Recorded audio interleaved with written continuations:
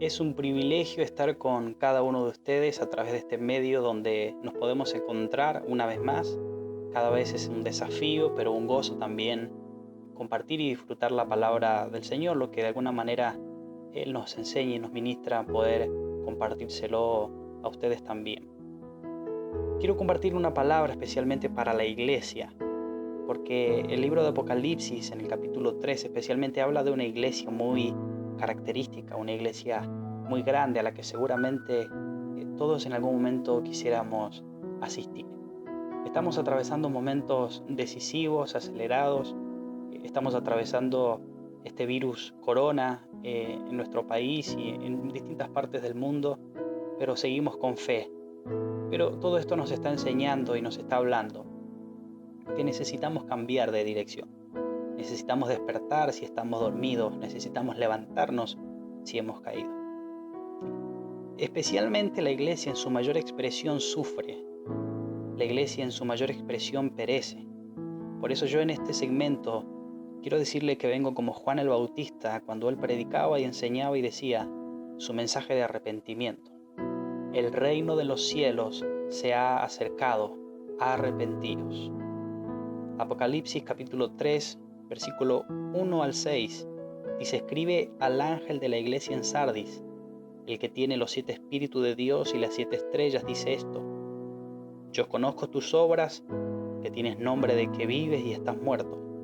Sé vigilante y afirma las otras cosas que están para morir, porque no he hallado tus obras perfectas delante de Dios. Acuérdate pues de lo que has recibido y oído, y guárdalo y arrepiéntete. Pues si no velas, vendré sobre ti como ladrón, y no sabrás a qué hora vendré sobre ti. Pero tienes unas pocas personas en Sardis, que no han manchado sus vestiduras, y andarán conmigo en vestiduras blancas, porque son dignas. El que venciere será vestido de vestiduras blancas, y no borraré su nombre del libro de la vida, y confesaré su nombre delante de mi Padre, y delante de sus ángeles. El que tiene oído, oiga lo que el Espíritu dice a las iglesias. Para hablarles de Sardis, yo necesito contarle que esta iglesia es la capital de Liria en la Asia Menor, que fue conquistada la última vez por Alejandro Magno. Esta iglesia era una iglesia de renombre, una iglesia grande, multitudinaria en la ciudad, pero en este momento en el que el ángel de Jehová le está hablando, esta iglesia se encontraba muerta. Sardis en su nombre quiere decir los que escapan o los que se van, los que salen. Pero lo trágico de esta iglesia es que comenzó a agradarse de satisfacer más las necesidades políticas que los designios o las necesidades, los propósitos de Dios. Comenzó a lucrar en la política, a negociar y a sacar provecho, a sacar ventaja. Es como un hombre que teniendo sed en el desierto ve un pozo a lo lejos y cuando llega a ese pozo está seco. Era una iglesia llamativa, era una iglesia que llamaba la atención, pero al entrar la gente, la multitud, todo estaba seco, todo estaba frío, porque había perdido el renombre espiritual. Su ojo, su centro se había alejado del foco principal. La iglesia de Sardis pasa muchas veces hoy, y no estoy hablando físicamente de iglesias multitudinarias, estoy hablando de la sola iglesia de Cristo. Hablando del pecado en su mayor expresión físico y espiritual. Es que el evangelio se está prostituyendo, se está jugando con la gracia de Dios. Conocemos, pero escapamos. Eso significa Sardis.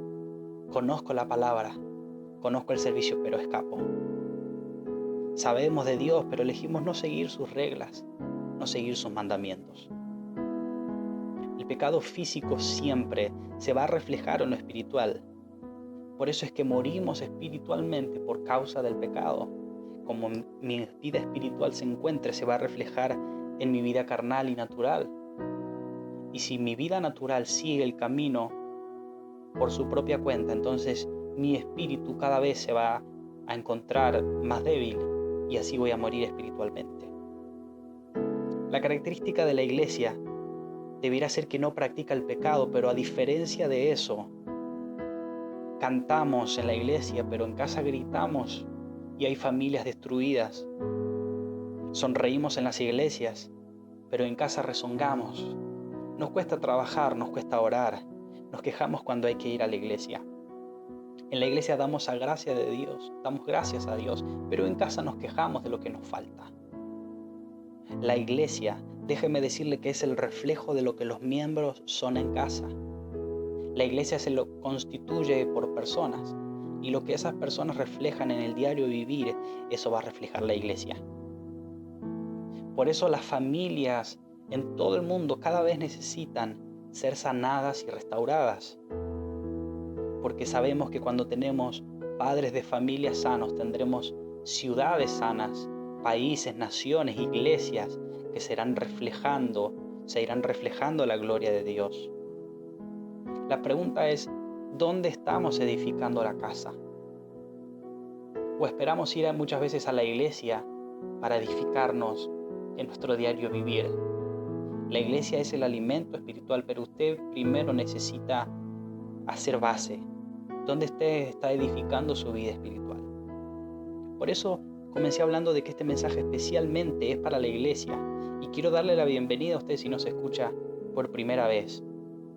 Pero Juan el Bautista hablaba para todo mundo: arrepiéntanse porque el reino de los cielos se acerca hoy y Cristo viene pronto. Por eso es que el pecado nos daña. Por eso es que el pecado no pide permiso. Y ni usted ni yo nos podemos dar el lujo de permitir el pecado en nuestra casa, en nuestra vida, ni en la más mínima tolerancia. ¿Sabe por qué? Porque el pecado no solamente nos separa de Dios, sino que nos hace vivir de una manera miserable mientras transitamos nuestros días. Creemos que cuando pecamos automáticamente nos vamos a alejar de Dios. No es así. Nos vamos engañando a nosotros mismos y vamos viviendo una vida vacía, una vida miserable, una vida de quejas, siendo vulnerables a las situaciones que todo mundo vive. Por eso el ángel en el versículo 3 le dice: acuérdate pues de lo que has recibido y oído y guárdalo y arrepiéntete. Estos pasos importantes, recordar lo que hemos recibido, lo que hemos escuchado, guardarlo como un tesoro preciado, guardarlo para el tiempo que nos haga falta. Usted habrá escuchado el famoso dicho que dice que el que guarda siempre tiene. Está hablando de esto. Guarda lo que has recibido para los momentos difíciles. Guarda lo que has escuchado, lo que has aprendido para los momentos de dificultad y que los necesites y seas probado. Pero sobre todo esto, arrepiéntete. Pues si no velas, vendré sobre ti como ladrón y no sabrás a qué hora vendré sobre ti. Por eso hemos vivido como iglesia muchas veces una vida hasta a veces tan liviana que venimos a Dios y creemos que lo que damos es lo mejor. Y está bien que Dios nos acepta como somos, pero Él nos tiene que ir transformando. Tenemos que dar lo que tenemos, pero dárselo a Dios puro y santo. El que tiene los 7 espíritus de Dios, dice el versículo 1, y las 7 estrellas, dice esto. ¿De qué habla esto? De la naturaleza de Cristo revelada a la iglesia. El que tiene, en el primer versículo, esto habla de control, habla de dirección. Los 7 espíritus es una referencia a la plenitud del Espíritu Santo. Yo le haría una pregunta a usted: si usted nota y cree, siendo sinceros, que hay plenitud en nuestras iglesias. La iglesia de Sardis, si Dios está hablando es porque aún tiene una oportunidad y tiene planes. Si Dios te está hablando en este momento, es una iglesia multitudinaria, grande, pero que había perdido el foco, pero Dios la está advirtiendo. Y si Dios te está hablando con esta palabra, lo primero que tienes que saber y que quiero decirte es que todavía tienes oportunidad, es que todavía tienes planes y propósitos. Tienes la plenitud del Espíritu Santo a tu disposición, si no Dios no te estaría hablando. Por eso el Padre dice: si se humilla mi pueblo y ora, yo voy a perdonar sus pecados y los voy a sanar. Pero si se humilla, humillarse es una invitación estratégica. Humillarse es una invitación profética, a negarnos a nosotros mismos. Es tiempo de hoy aceptar si vamos a acceder a esa invitación de Dios. Es tiempo de aceptar nuestra condición de pecadores, de que necesitamos despertar. La Biblia nos enseña que seamos vigilantes. ¿Sabe por qué Sardis había sido conquistada? Por el descuido de sus guardias. Muchas veces, usted y yo, las situaciones, los procesos, nos mantienen por sorpresa. Cuando Dios dice que no hará ninguna cosa sin consultársela a sus hijos, ¿por qué a veces las situaciones en la vida nos toman por sorpresa? ¿Por qué a veces nos conquistan los problemas?